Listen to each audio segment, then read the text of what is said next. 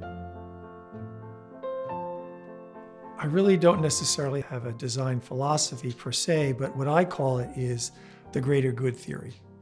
When a client comes to our firm to design a house for them, I oftentimes ask them to take a look at what else is around the house. What is the streetscape like? What is the neighborhood? What's the scale of the houses? What are the setbacks on the streetscape? How tall are the houses? What other natural amenity does this property back up to? Is it on a harbor? Is it on a river? Is it on a public park?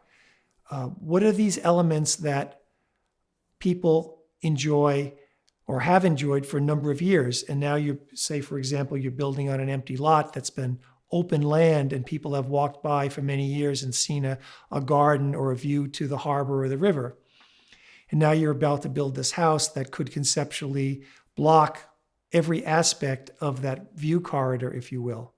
And if we could accomplish their goals and objectives and still enhance the public realm, that's what I call the greater good theory as it relates to my architecture.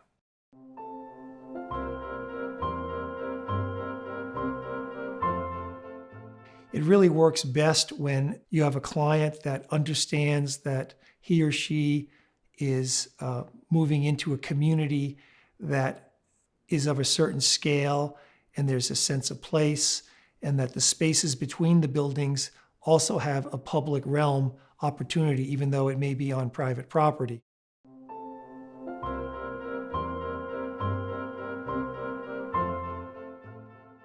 So for example, if we had a client who wanted a side porch and also wanted a screened-in porch, if we could put the open side porch on the side of the house where one could look through the porch and see the harbor in the distance, that's being responsible to the greater good, where we still can achieve the goals and objectives of the client in terms of their program, but at the same time provide some glimpse to the public realm that would be obliterated in the event that the house was, made longer than what it would have been without the covered porch on the side.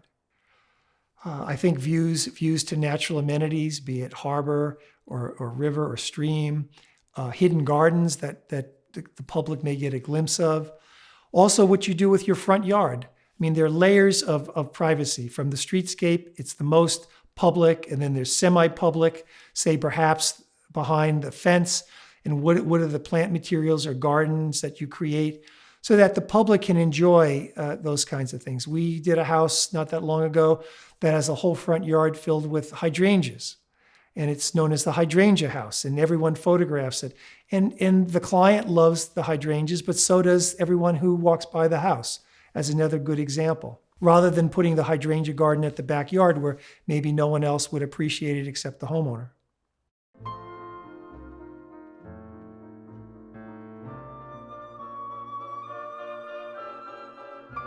Program is what someone wants in their house. 6 bedrooms, 3 bathrooms, a family room, a living room, an office.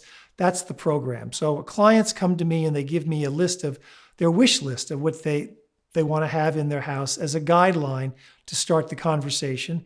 It also starts to get a sense of square footage and scale about how big this program is, and then test that program on the land and recognize the zoning and the setbacks and the heights. And in fact, does that match up? Sometimes I have to be that messenger and say, look, what you're asking for is overpowering the scale of the lot. Oftentimes we're given a very large program. And what I try to explain to the client is rather than do one house of a certain scale, why not take the program and break it down where there may be a carriage house and a guest house and a more modest house, and maybe put some of your program in the lower level of the basement. Do a 10-foot pour, do big window wells so that if it's the movie theater or the gym or the family hangout room or the club bar or things like that, can reduce the footprint on the land. In that regard, I also try to say that people would have a richer life, more of an ensemble series of buildings rather than one building on one lot. When I think about the greater good in the context of the client, I recognize that it's ultimately his or her decision. It's their money, it's their house, and it's their program. But I still feel that I have a responsibility as a professional architect to share with them my point of view as the greater good theory and why I think that's important. When people first come into my office, they may not be thinking about any of this. And they say, well, we read the zoning code. It says we can build 36 feet. I assume we're going to build a 36-foot tall house. And I have to tell them, well, maybe not in this location. It may not make sense. If all the other houses around it are in the 24 to 26-foot height, maybe you should think about being in a similar scale. And in doing so, you may end up with a better house. And we can change your program to create some other kinds of spaces. So it's an education process that I bring to the table unsolicited to people who come to me to be their architect. And in most cases, people appreciate it. They end up with a house that gets celebrated by not only them and their family, but by the neighbors and in the community at large.